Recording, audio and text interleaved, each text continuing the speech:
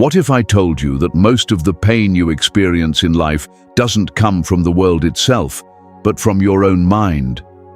We live in an age where people overthink endlessly, worry without pause, and emotionally collapse over things that would have barely unsettled the ancients. We scroll, we compare, we overreact, we chase comfort, and yet we feel weaker. We drown in noise, yet understand ourselves less than ever before. But the Stoics, men who endured war, disease, betrayal, and exile, possessed a level of inner clarity that modern life has almost erased. They understood a truth we keep forgetting. Your mind is either your greatest enemy or your most powerful weapon. Marcus Aurelius once wrote, "You have power over your mind, not outside events." And the moment you truly grasp what that means, your entire life begins to shift. Today, we're going to uncover 8 ancient Stoic truths, so powerful, so brutally honest, that they can permanently reshape the way you think, react, and move through this world. These aren't theories. They are mental weapons, tested and proven across centuries. If you're ready to become unshakable from the inside out, stay with me. 1. Your mind creates most of your suffering. Your mind is incredibly powerful, but without discipline, it becomes the source of much of the pain you feel. People often blame circumstances, other people, or unexpected events for their suffering. But the Stoics understood something deeper. It's not the event that wounds you. It's the meaning you attach to it. Epictetus captured this perfectly when he said that people are not disturbed by things themselves, but by the views they take of them. Modern life proves this truth every single day. Someone leaves your message on scene, and instantly your mind fills in the gaps. Someone makes a casual remark, and your mind labels it an attack. A small inconvenience appears, and suddenly everything feels like it's falling apart. These reactions feel real, but they aren't reality. They are emotional narratives created by an untrained mind. Most of the time, you're not suffering because of what happened. You're suffering because of what you think it means. Anxiety isn't caused by the future, it's caused by imagining a future that hasn't arrived. Sadness isn't caused by the past, it's caused by replaying a past you cannot change. 2 people can face the same situation and walk away with completely different emotions. Why? Because the situation itself is neutral. It's the interpretation that carries the weight. Your mind can turn a simple comment into a crisis, a delay into a disaster, or a misunderstanding into a personal attack. But here's the empowering truth. If your mind can create suffering, it can also create peace. The Stoics trained themselves to pause before reacting, to separate the raw event from the emotional story their mind wanted to attach. They learned to question their thoughts instead of submitting to them. Imagine doing the same. Someone disappoints you. Pause. Someone criticizes you. Pause. Something unexpected happens. Pause. In that space, ask yourself, what actually happened, and what story am I adding on top of it? That single moment of clarity can save you from countless unnecessary emotional battles, because once you master your interpretation, pressure no longer breaks you. You bend, you adapt, and you rise. Master your mind, and the world loses its power to hurt you. 2. Discomfort is the path to strength, is the path. Modern life constantly tempts us with comfort, easy options, instant gratification, shortcuts, and conveniences. Everything around us is designed to remove effort, friction, and struggle. Yet the more comfort we accumulate, the weaker our minds become. The Stoics recognized this thousands of years ago. Comfort doesn't build strength, it slowly erodes it. Growth comes from resistance, pressure, and challenge, not from ease. Seneca deliberately slept on hard surfaces, wore rough clothing, and practiced living with less. Not because he loved suffering, but because he refused to let comfort make him fragile. Marcus Aurelius, even while ruling an empire, trained himself to welcome adversity. He wrote that the obstacle in the path becomes the path itself. In other words, obstacles aren't interruptions, they are opportunities to grow. Think about your own life. The moments that shaped you most were never the easy ones. You didn't become stronger when everything worked in your favor. You became stronger when life tested you, when you were forced to adapt, endure, and push forward. Discomfort trains your character the same way resistance trains your muscles. Without pressure, there is no growth. Without challenge, there is no transformation. Modern comfort, however, convinces your mind that difficulty can be avoided forever. You scroll instead of confronting problems. You delay instead of deciding. You escape instead of evolving. And every act of avoidance makes you a little softer, a little more anxious, and less capable of handling reality. Comfort feels good now, but it taxes you later. Discomfort feels hard now, but it strengthens you for life. The Stoic path is simple. Choose small discomforts voluntarily so that the larger ones don't shake you. Take the cold shower. Have the difficult conversation. Wake up earlier than you want. Train when you're tired. Say no when it would be easier to say yes. Each intentional struggle reinforces your identity, proving to yourself that you can endure more than you think. Your relationship with discomfort defines your relationship with growth. Avoid it, and life becomes heavier. Embrace it, and life becomes clearer, and you become stronger. Every time you choose discomfort today, you prepare your future self to face storms with calm, clarity, and courage. Comfort is a slow decay. Discomfort is where strength is born. 3. You are not entitled to fairness. One of the greatest sources of modern suffering is the belief that life should be fair.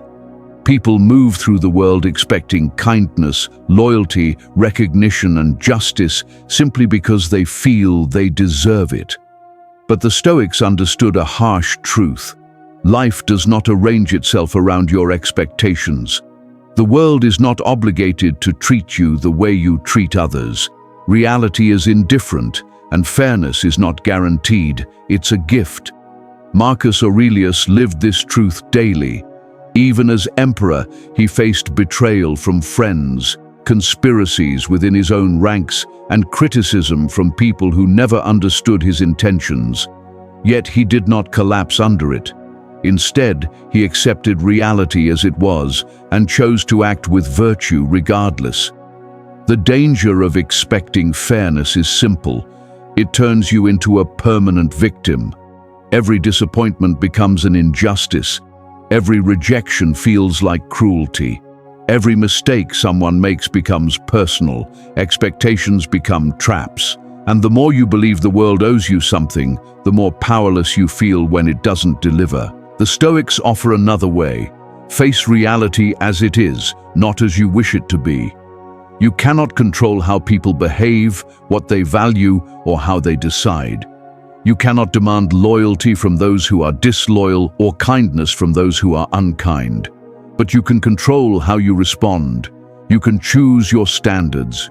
You can choose your character, and that is where your power lives. When you stop expecting fairness and start preparing for truth, life becomes lighter. Instead of asking, "Why did this happen to me?" you ask, "How can I use this?" Instead of breaking when treated unfairly, you observe, adjust, and rise. You learn to stand firm in a world that doesn't promise justice and still act justly. Let go of entitlement and you gain resilience. Accept unfairness and it stops shocking you. And when you stop waiting for the world to improve, you begin improving yourself. Expect nothing. Learn from everything. Rise above what's unfair. 4. Control is an illusion, except for 3 things. We spend much of our lives trying to control what was never ours to control. This illusion is a major source of anxiety, overwhelm, and disappointment. We try to manage how others see us, whether they stay or leave, how situations unfold, how fast success arrives, and how life should go. The Stoics understood something deeply freeing. Almost everything is outside your control. The tighter you grip it, the faster it slips away. Epictetus taught that your true power exists in only three things: your thoughts, your actions, and your reactions. Everything else is just noise. You can't control outcomes, but you can control how you show up. You can't control who respects you, but you can control whether you remain respectful. You can't control what a day brings, but you can control what you bring into that day. When this truth finally settles in, you stop wasting emotional energy on things that were never yours to manage. Think about how often you've stressed over someone else's behavior or replayed conversations in your mind, wishing the past could somehow rearrange itself. Notice how much time you've lost trying to predict the future, believing that worrying hard enough might bend it in your favor. And yet life keeps teaching the same lesson. What is meant to happen will happen. Your only real influence lies in how you meet it. When you accept that control is limited, you don't become passive. You become powerful. You stop fighting battles that drain you. You stop trying to repair people who don't want to change. You stop demanding certainty from a world that never promised it. Your focus tightens, your mind sharpens, your energy returns to where it truly matters: the choices you make, the standards you uphold, and the attitude you bring into each moment. Life becomes clearer when you release what you cannot command and commit fully to what you can. Let people act as they choose. Let events unfold as they will. Your role is simple: think clearly, act deliberately, respond with discipline. That is where your freedom lives. And strangely, once you stop trying to control everything, life stops feeling like it's controlling you. Master your inner world, and the outer world loses its power to break you. 5. Hardship reveals your true character. Hardship is the mirror that never lies. When life is gentle, it's easy to appear confident, composed, disciplined, and wise. But the moment pressure rises, plans fall apart, people disappoint you, or circumstances hit without warning, your real character steps forward. The Stoics understood this deeply. Adversity doesn't destroy you, it exposes you. It reveals the parts of yourself that comfort kept hidden, the weak spots in your discipline, and the beliefs you claimed to hold but never truly tested. Epictetus had every reason to become bitter.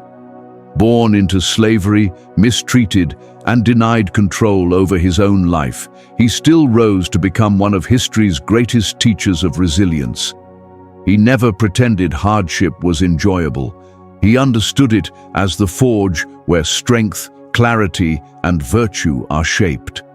What he learned and taught was simple: you cannot truly know who you are until life challenges you. Anyone can remain calm when everything is easy. True stability appears only when the ground shakes beneath you. Think about the moments that shaped you most. They weren't the victories, the smooth paths, or the days when life matched your expectations. They were the heartbreaks, the failures, the disappointments, the setbacks you never saw coming. Those moments didn't just hurt you, they shaped you. They stripped away illusion and forced you to confront the truth about your mindset, your emotional control, your patience, and your courage. They pushed you to grow into someone wiser than before. The problem isn't hardship itself. The problem is believing hardship means something has gone wrong. The Stoics reversed that idea entirely. They saw challenges not as punishment, but as training.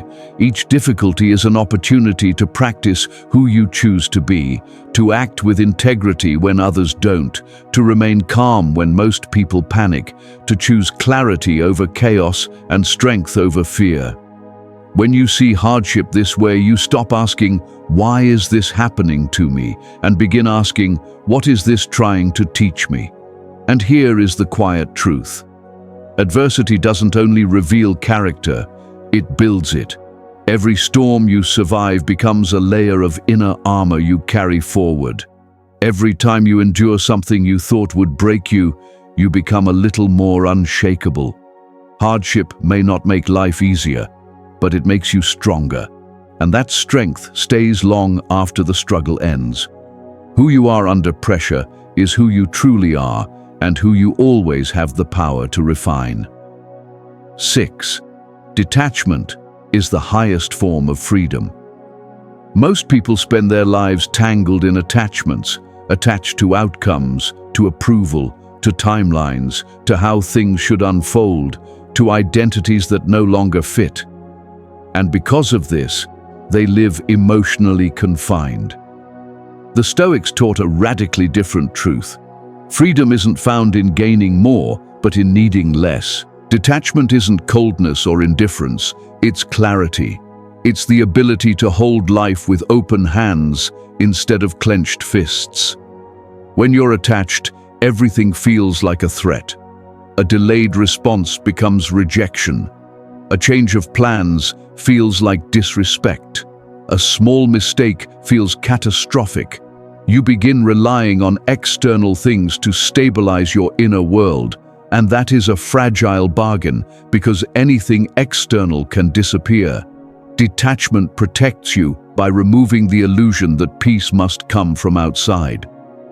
When you stop tying your worth to how others behave, you stop breaking every time they disappoint you. The Stoics never expected life to remain predictable or people to remain consistent. They understood that everything is temporary: relationships, opportunities, status, comfort, even the version of yourself you know today. They believed the wisest way to live is to engage fully while remaining ready to release anything the moment it tries to own your peace. Love deeply but don't cling. Work hard but don't obsess. Care genuinely but don't collapse when things change. That balance is where strength grows. Think about the weight you carry from holding too tightly, replaying conversations, fearing loss, trying to control how others see you, chasing closure from people who never intended to give it, tying your happiness to outcomes you can't force. The moment you loosen your grip, that weight begins to fall away. Decisions become clearer. Relationships become healthier. Mistakes lose their sting. You begin to experience life instead of gripping it with fear. Detachment creates emotional space, the space to respond rather than react, to observe without absorbing, to care without losing yourself. It teaches you that your peace is something you protect, not something others grant or take away.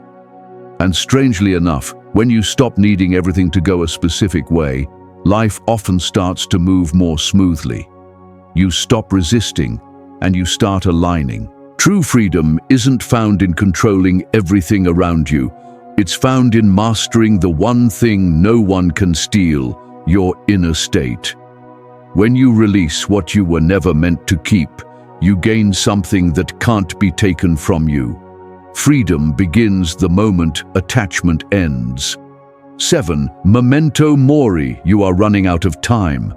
There is a quiet illusion that traps people for decades, the belief that there is plenty of time to change, to forgive, to begin, to leave, to try, to live.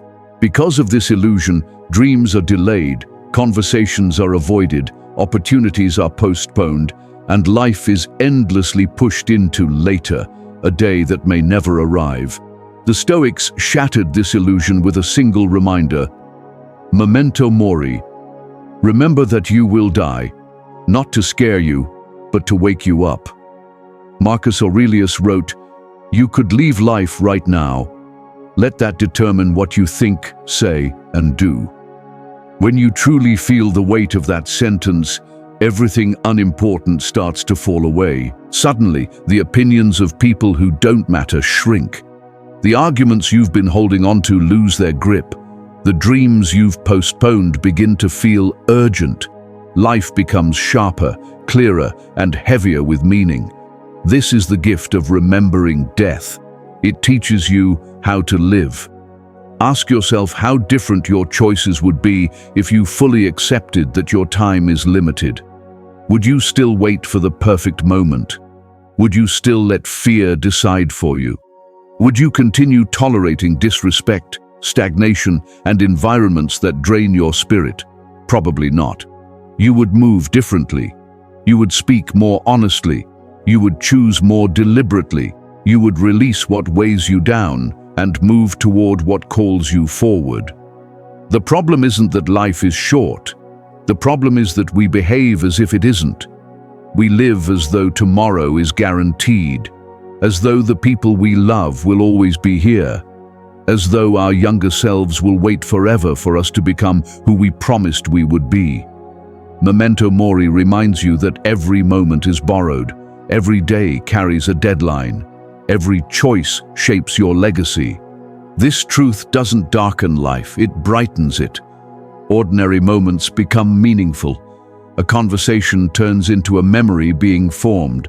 A small step becomes an act of courage. A decision becomes a turning point. When you remember death, you stop drifting through your days. You stop spending your time on noise. You stop living halfway.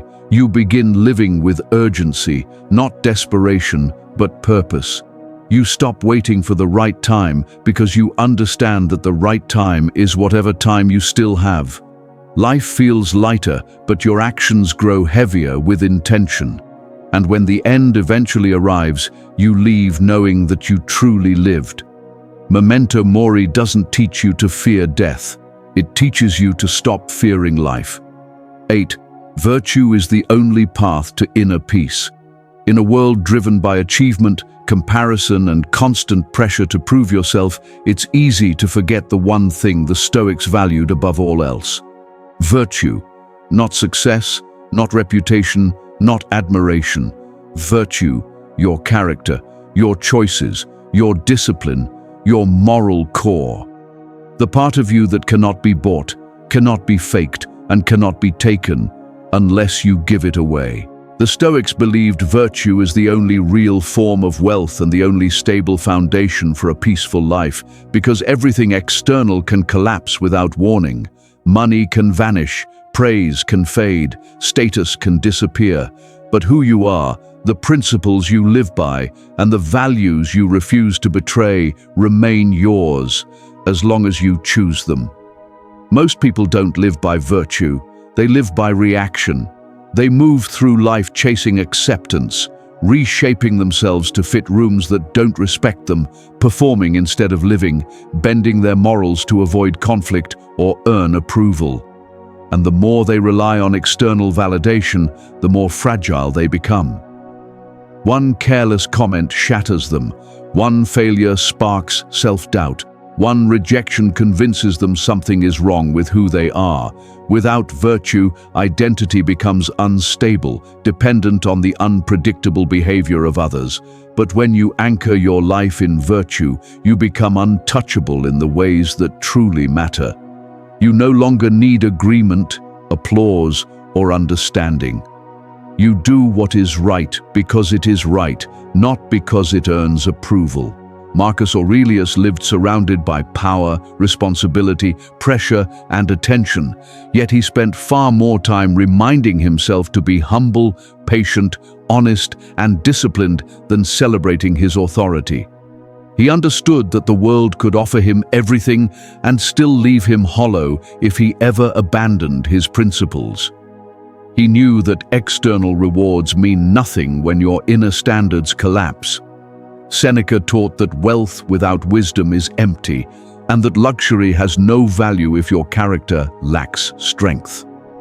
Epictetus, born into slavery, argued that real freedom has nothing to do with circumstances and everything to do with moral self-command. These men lived very different lives, yet they reached the same conclusion. The only reliable path to inner peace is a life grounded in virtue. Think about your own life for a moment. When did you feel the deepest sense of real pride?